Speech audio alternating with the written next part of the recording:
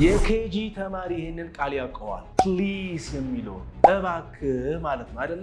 ግን ቆይ እንተነትነዋለን። እንግዳ ቢመጣባችሁ እባክህ አረፍ በል ስትሉ ምን ትላላችሁ? እባክህ አረፍ በል ስትሉ ፕሊዝ ሃቭ አ ሲት ወይም ፕሊዝ ቴክ አ ሲት ትላላችሁ። እዚሁ እያለን ፕሊዝ የሚለውን ቃል ላይ መጨረሻ ላይ ዲ ጨምሩበት። ምን ይሆናል? ፕሊዝድ አይደለ? ፕሊዝድ። ስለዚህ ፕሊዝድ ማለት ምንድነው? ሃፒ ወይም ደግሞ ደስተኛ ግላድ እንደማለት ነው። ስለዚህ አንድ ሰው እንግዳ ቢመጣባችሁ አም ፕሊዝ ቱ ሃቭ ዩ ሂር ስትሉት ምን እያላችሁ ነው? እዚህ በመገኘትህ ደስ ብሎኛል እያላችሁ። አሁንም ወደ ፕሊዝ እንመለስ። ኢን አንሷት። ከዛ ምን ይቀራል? ፕለስ የሚለው ማለት ነው። መጨረሻ ላይ ዩአርኢ ጨምሩበት። እስኪ ዩአርኢ ምን ይሆናል? ፕሌዠር ይባላል። ፕሌዠር አሁን ምንድን ነው?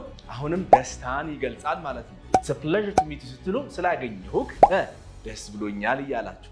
አሁንም ፕሊዝ ነው ያለ ነው። ፕሊዝን እንዳለች ሆና ኢን አንሷት። ከዛን በፕሊዝ መጀመሪያ ላይ አን የሚለውን ጨምሩበት። ዩኤን ማለት ነው። ከዛን ኤስ በኋላ ደግሞ ኤንቲ ወይም ደግሞ አንት ተቆጣላችሁ ጉንዳን። ስለዚህ አንት ጨምሩበት። ምን ይሆናል? አንፕሌዘንት ይሆናል። አንፕሌዘንት ማለት ነው ደስ የማይል ማለት ነው። ስለዚህ ደስ አይልም ነበር ማለት ስንፈልግ ምናለን?